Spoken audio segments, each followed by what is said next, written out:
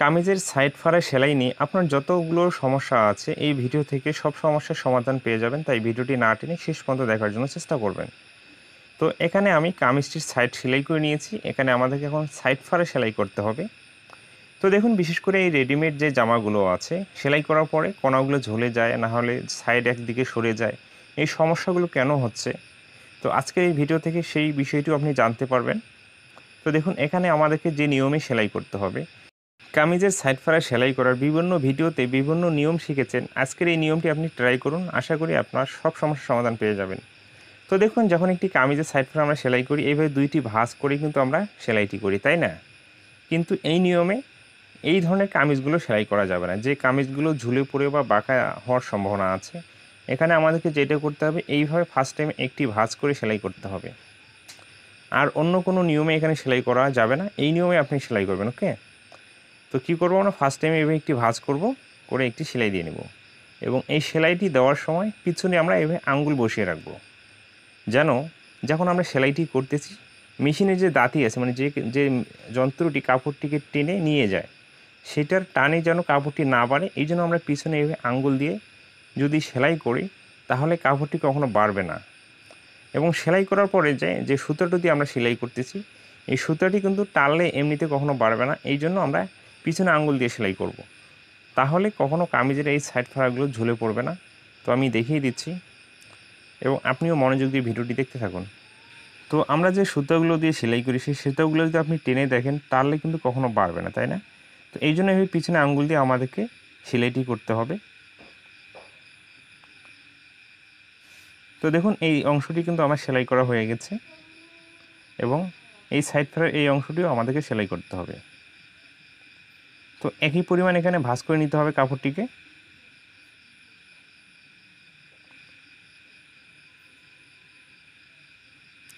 এবং আবারও এখানে পিছনে আঙ্গুল এভাবে বসিয়ে রাখতে হবে।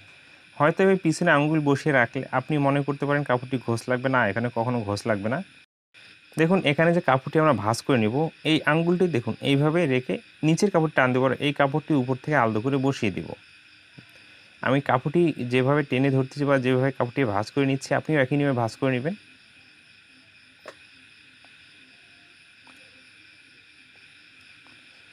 তো এই অবস্থায় কিন্তু সাইড ফাড়ার এই অংশটিও আমাদের সেলাই করা হয়ে গেছে। দেখুন, আমি টেনে দেখতেছি, এখানে কিন্তু বাড়তেছে না, এখানে ধুয়ে দেওয়ার পরও আর কখনো বাড়বে না।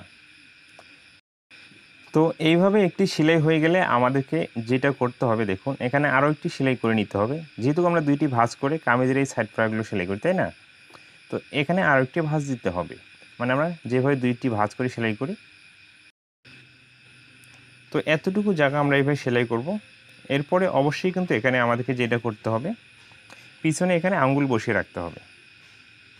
তো দেখুন, এভাবে পিছনে আঙ্গুল বসিয়ে রাখতে হবে। এই সমস্যার সমাধান করার যে মূল দুইটি নিয়ম, পিছনে আঙ্গুল বসিয়ে রেখে এভাবে সেলাই করা, এবং সাইড ফাড়াগুলো একটি একটি করে সেলাই দেওয়া, মানে ফার্স্ট টাইমে একটি সেলাই দেবো, তারপরে আরেকটি সেলাই দেবো। এই দুইটি নিয়ম ফলো করে যদি আপনি সেলাইগুলো দেন, তাহলে কামিজের সাইড ফাড়া এখানে ঝুলে বা বাঁকা না হওয়ার সম্ভাবনা এখানে আপনার 99% বলতে পারেন। তো এরপরে দেখুন, এদিকে আমরা সুন্দর করে ঘুরিয়ে নেব, এবং অবশ্যই এখানে পিছনে আঙ্গুল বসিয়ে রাখতে হবে।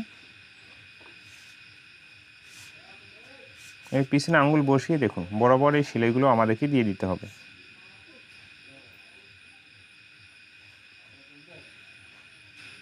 তো এই অবস্থায় এখানে আমার সেলাইটি দেওয়া কমপ্লিট হয়ে গেছে।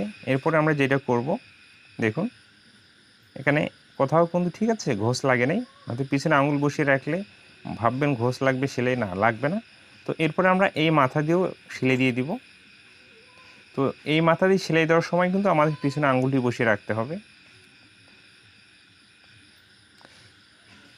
তো এই সেলাইটি দেখুন সোজা করে বরাবর এইভাবে দিয়ে নিতে হবে। তো এখানে আসলে এইভাবে সুন্দর করে দেখুন মিল করে ঘুরিয়ে নিতে হবে। এই সাইডটিও আমাদেরকে দেখুন এখানে সেলাইটি দিতে হবে, এবং পিছনে আঙ্গুল বসিয়ে রাখতে হবে। এক কথায় বলতে কি, কামিজের সাইড ফাড়াটি সেলাই করার সময় প্রতিটি স্থানেই আমাদেরকে দেখুন এইভাবে আঙ্গুল বসিয়ে রেখে সেলাই করতে হবে।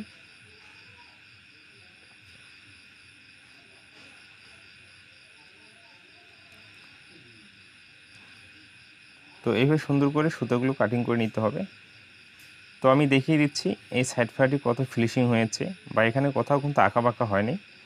তো এইভাবে কামিজ সাইড ফ্রাই সেলাই করার পরে, ধুয়ে দেওয়ার পরে বা ব্যবহার করার পরে এখানে কিন্তু বাঁকা হওয়ার সম্ভাবনা একেবারেই নেই বলতে পারেন। তো এখানে কিন্তু আমি একটি সাইড ফ্রাই সেলাই করে দেখিয়েছি, আর একটি সাইড ফ্রাও আপনাদেরকে সেলাই করে দেখাচ্ছি আপনাদের বোঝার জন্য। তো একই নিয়মে ফার্স্ট আমি এখানে একটি ভাঁজ করে নিব, ভাঁজ করে নিয়ে বরাবর এই সেলাইটি একই নিয়মেই দিয়ে দেবো। ওকে,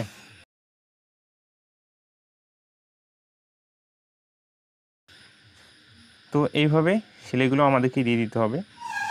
তো এই নিয়মটি শুধু এই ধরনের হাতের কাজের যে থ্রি পিসগুলো আছে, প্রিন্টের যে থ্রি পিসগুলো আছে, এই নিয়মটি এই থ্রি পিসগুলোর জন্যই শুধু প্রযোজ্য থাকবে। যখন আপনি একটি এক কালার কাপড় মানে গজ কাপড় দিয়ে কামিজের সাইড ফাড়া সেলাই করবেন, তখন কিন্তু এই নিয়মে আপনাকে সেলাই করতে হবে না। স্বাভাবিকভাবে আমরা একেবারে দুইটি ভাঁজ করে টেনে যে সেলাই করি, সেভাবে আপনি টেনে সেলাই করতে পারেন। সেই কামিজগুলো কখনো ঝুলে পড়বে না কিন্তু। তাহলে আমি কি বলেছি, আমি যে নিয়মে দেখাচ্ছি এই নিয়মগুলো শুধু থ্রি পিসের জন্যই প্রযোজ্য থাকবে। তো এইভাবে একটি সেলাই হয়ে গেলে এখানে আরও একটি ভাঁজ করে সেলাইটি ধরতে হবে, এবং অবশ্যই পিছনে আঙুল বসিয়ে রেখে এই সেলাইগুলো আমাদেরকে দিয়ে দিতে হবে। এবং এই কামিজের সাইড ফাড়া সেলাই করার আরও অনেকগুলো নিয়ম আপনি ইউটিউবে দেখতে পারবেন। তো সেই নিয়মগুলো হয়তো এই সমস্যাটি সমাধান করার জন্য আপনার কোনো কাজই লাগবে না। তো আপনি এই নিয়মটি ট্রাই করে কামিজের সাইড ফাড়াগুলো সেলাই করে দেখতে পারেন, আশা করি ভালো রেজাল্ট পাবেন আপনারা।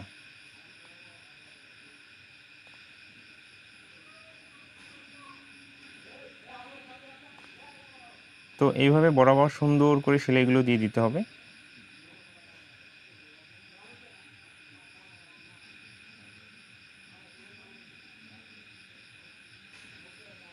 তো এই অবস্থায় এখানে সেলাইটি দেওয়া কমপ্লিট হয়ে গেছে। এরপরে আমাদেরকে যেটা করতে হবে, এদিকে উল্টিয়ে নিতে হবে, একেবারে মাথা দিয়ে এখানে একটি সেলাই দিয়ে দিতে হবে। তো এই ধরনের কামিজের সাইড ফ্রাগুলো আপনি যখন সেলাই করবেন, তাড়াহুড়ো না করে একটু স্লোভাবে সেলাইগুলো দেওয়ার চেষ্টা করবেন, তাহলে ভালো ফিনিশিং আসবে। তো যারা নতুন আছেন তাদেরকে বলবো, যে কোনো কাজে তাড়াহুড়ো না করে একটু স্লোভাবে কাজটি করার চেষ্টা করবেন।